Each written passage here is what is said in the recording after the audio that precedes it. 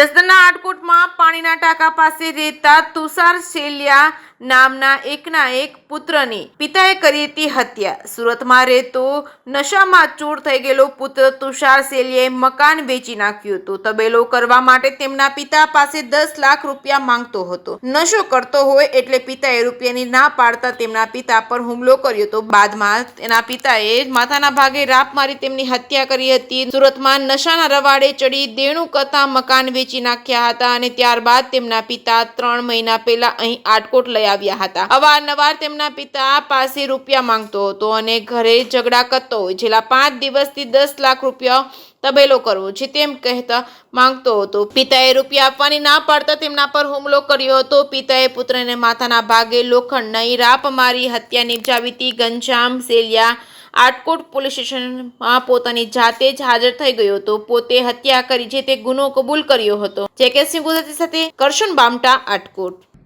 Atkot police સ્ટેશને ગઈકાલે ફરિયાદી રસીલાબેન વાઇફ ઓફ ઘનશ્યામભાઈ સેલિયા રહે આટકોટ પાણીના ટાંકા પાસે આવી રૂબરૂ ફરિયાદ નોંધાવેલ કે તેના પતિ ઘનશ્યામભાઈ ભીમજીભાઈ સેલિયા અને તેના પુત્ર તુષાર વચ્ચે માથાકૂટ થતાં તેને માથામાં મારતા તેઓ સારવાર દરમિયાન સારવારમાં લઈ જતા મરણ ગયેલ છે। જે અનુસંધાને આટકોટ પોલીસ સ્ટેશન ખાતે BNS કલમ 105, 135 મુજબ FIR રજીસ્ટર કરવામાં આવેલી છે।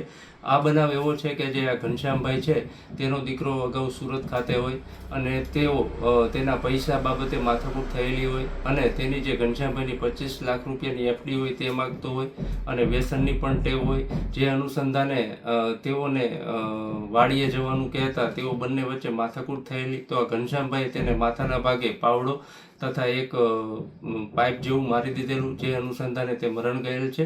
આ ગુનાની તપાસ આટકોટ PI સાકરિયા કરે છે અને હાલે આ તપાસ ચાલુ છે।